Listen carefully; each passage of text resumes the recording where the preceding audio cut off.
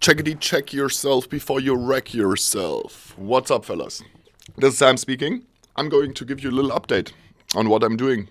Because, why not make that a habit, right? Can as well make that a habit, why not? So, today, day plan. I have to work on 13 monkeys. If you don't know what 13 monkeys is, 13 monkeys is another project of mine. Give me one sec. It's a little bit more dark.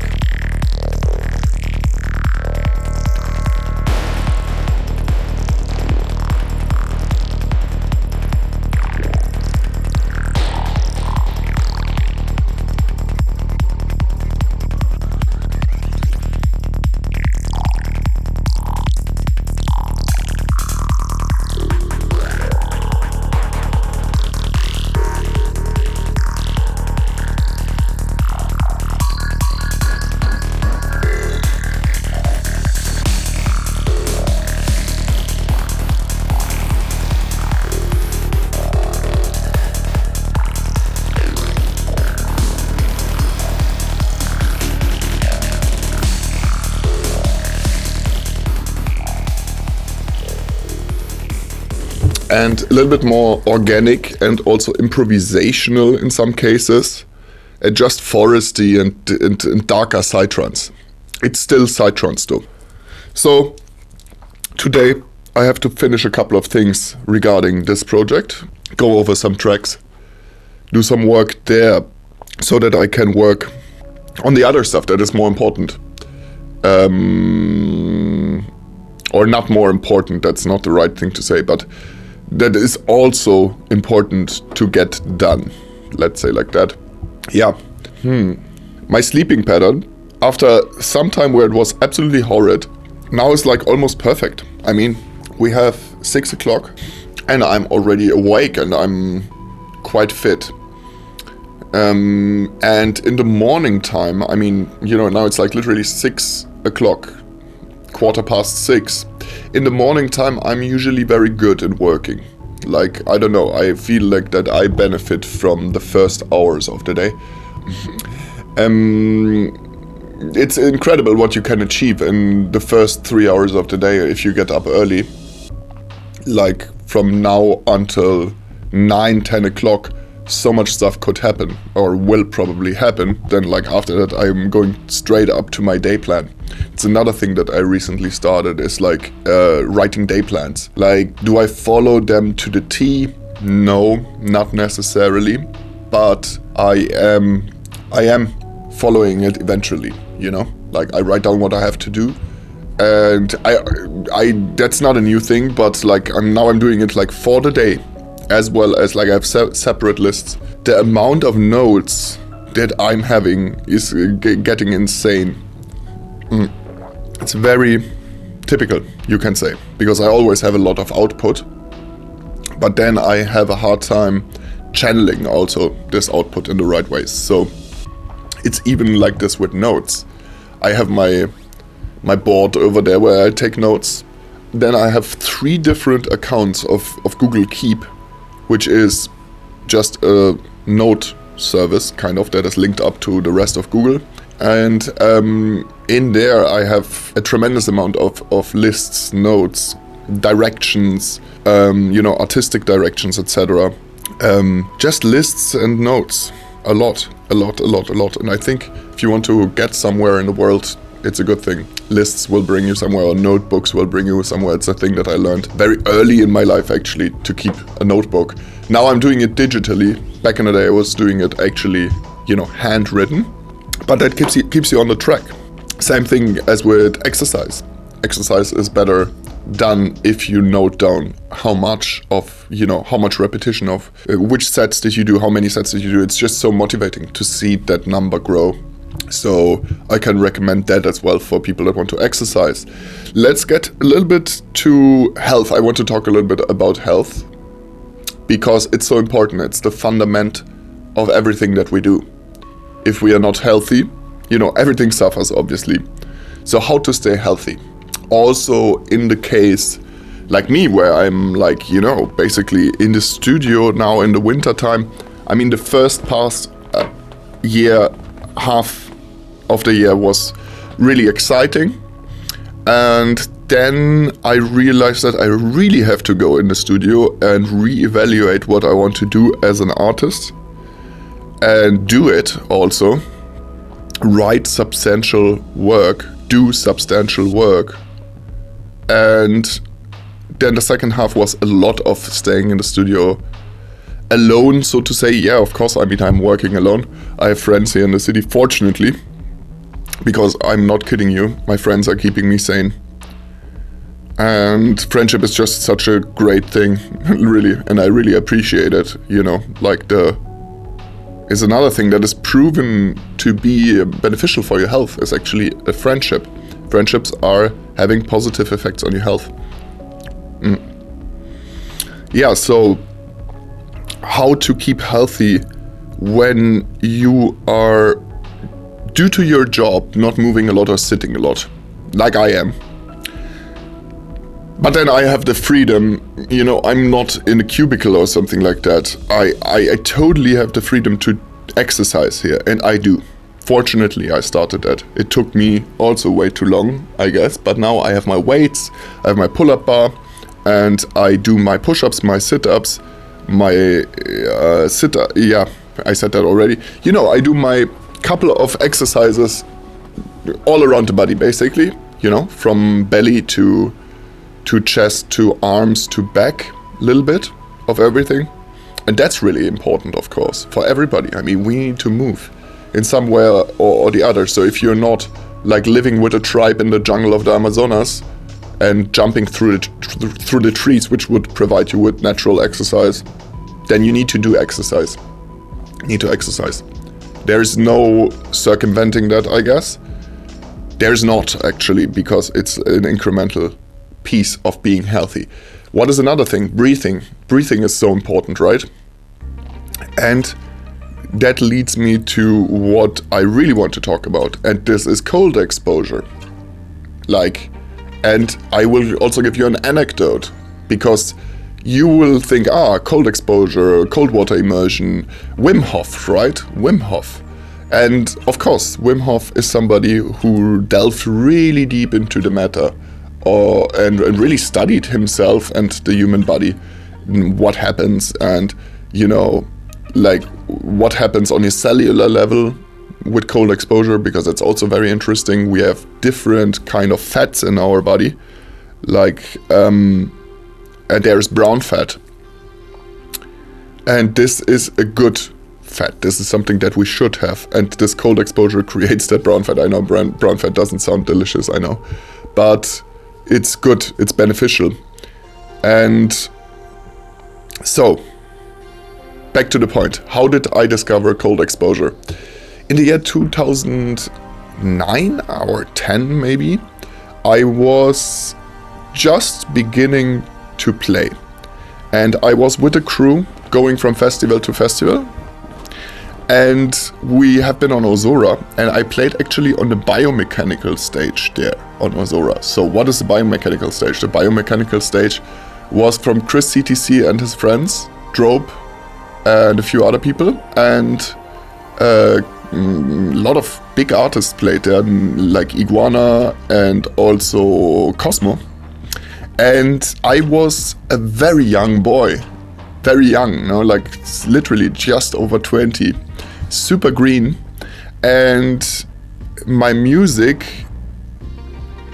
you know, was just developing, obviously. Like, I literally started at 0 2 years before that, so I was really at the beginning, and I was on stage there with all those masters, and I think Cosmo might even not remember that, for example, but he was there, and he was really there because he came to me and he helped me to set the equalizers on the mixer, and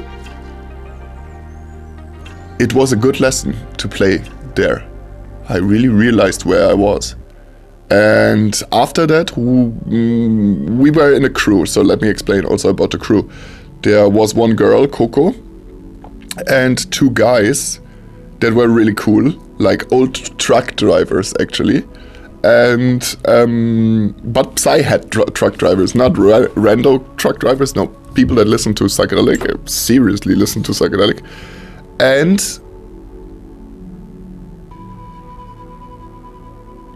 Jimmy.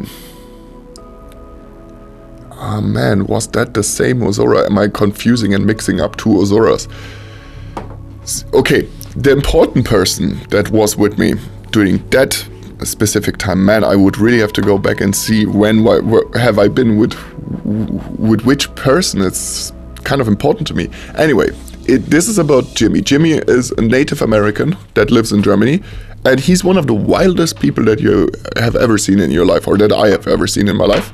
And in the time when I was with him, he claimed to be 72 or 62, I think. But he definitely looked like a 40-year-old man. He never drank or smoked, never took any, anything, but was super high and super tripping all the time, in a way. And I was going with him from Ozora to Transylvania Calling. And Transylvania Calling, it was in different places. During that year, it was like in the mountainous region of Romania. So you had to go up a mountain, and there were a lot of rivers on the way in general. And whenever Jimmy saw a river, he jumped inside of it. That was just like his thing. For him, it was like the most normal thing in the world. There's a river, you jump inside of it, for sure. Doesn't matter also if it's like 1 degree cold because you're in some mountain region of Romania. And I was going with him. And this was my first experience with continuous, jumping into cold waters. Nobody else would do that. It's like, yeah, no way, that's so cold, right? So also before Wim Hof was popularized, after all. This is how I know it. I know that story was presented slightly convoluted, sorry for that, but that is my first experience with cold exposure, I'd say. I didn't come back then and immediately started to take cold showers, but from time to time I did it. Now though, it's a different story. Every time when I'm taking a bath or shower, I'm taking a cold shower, and I mean ice cold after that. And I will try full body immersion upcoming now, but I was just like yesterday listening to Wim Hof again, and he starts his day with what? With a cold shower. Shower, it's like there is no problem with, exposing the different parts separately to cold. It still has the same effect on the body, and on a cellular level the same stuff happens. So if you are not having a bathtub, then don't worry about it. But my trick is really that I'm heating myself up before that. Like, I'm heating myself up so much that I really would want to have the cold water. My brain is now completely differently wired to cold water. Like, I'm not having this aversion of, oh my god, that's so terrible. It's actually super brilliant. Cold water is very pleasurable, but you need to be tremendously hot. At least in my case, that's the case. Where did I start that now recently, actually? In the Himalayas. I started that in 2021, end of the year, when I was booked in the Himalayas as a musician, and I had to perform thrice. And it was in December. It was very cold. Very, very cold. And literally everybody was sick, or lots of people were sick, and lots of people, were coughing, etc. And I always went almost daily, actually, to the hot springs in Manikaran. And there what I did was exactly the same. I was jumping into the hot pools. You rent a pool there for like, I don't know, €0.50 or something like that, a private pool. With hot water from the mountain, and next to that there's buckets with ice cold water from the mountain, and really, I mean like ice cold. And what I would do is jump into the hot spring and heat myself up, do the whole process of hot springs there, which is also, you know, you're washing yourself actually outside of the pool, obviously. And then you go inside the pool, then you heat yourself up. Nobody did it though. I was always the only guy who did it. And basically I would heat myself up, go out, fill up buckets of cold ice water and completely drop those buckets all over my body. Yeah, that's awesome feeling actually. Sorry, that's awesome feeling actually. In my opinion, you just need to get sufficiently hot before that. So, is it a problem to be hot after before doing cold immersion or cold showers? No, not at all. It is additionally beneficial. It's a classic technique, you know, going into hot bath, then cold immersion, or going to sauna and then afterward taking a cold shower. All those things, they are, you know, well studied and proven to be beneficial for our health. So I'm doing that all the time, and it becomes a habit. And I didn't need nobody, you know, to accompany me with, because I saw one video yesterday where one guy was saying that for him it was easier, which is fair enough, of course, that there were other people doing it with him, not like physically, but like, you know, they were also doing it. I don't need that. It's like, if I know that something is good for me, then I can do it also on my own. I'm telling it to everybody. I'm telling everybody, guys, I haven't been sick once this winter. Not even once. And this comes down, in my opinion, to two major contributors. And those two major contributors are power smoothies every morning that contain all minerals, proteins, you know, so many minerals and stuff, vitamins, etc. All in one natural package, 100% derived from natural sources. That's my power smoothie every day without fail. I'm having that, okay? I had just had that today.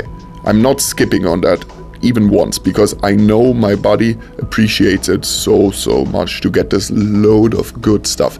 Proteins, all what you need. You need what in the morning when you wake up? You need liquid, you need carbohydrates, you need protein, and you need a package of vitamins to, you know, basically be constantly filled up with the stuff that you need. And cold showers after hot bath. Those are my two secrets, guys. It's like, it's pretty much that. There's not much more to it. Of course, my diet, I'm cooking myself, but I'm eating a lot of stuff like burgers, pizza, but I'm doing that myself. I'm making it fresh from fresh ingredients with the minimal of processed shit in it. Like, for example, my pizza is 0% processed food. It's fully fresh and healthy food, the pizza that I'm doing. Like, I'm making the dough myself. In the dough, there are only pure things. There is only olive oil, water, salt, flour, and yeast inside of active yeast. And yeah, you can eat delicious things. You just have to do them yourself, in my opinion. And then obviously metabolisms work differently. My metabolism is rather fast, I feel. I know, actually. And yeah, that's that. I wanted to talk about it for a while. Let me know what you do to stay healthy, actually. And maybe you are also doing this cold immersion stuff, or, you know, cold baths, or cold showers, or whatever. What is your trick to stay healthy in the studio or also wherever you are? Okay, guys, that's it. The second rebirth vlog is done. I hope that you enjoyed it a bit. And yeah, I'm going to get on with the day and start to be creative now. Thank you so much for your support, and I see you guys soon. Bye.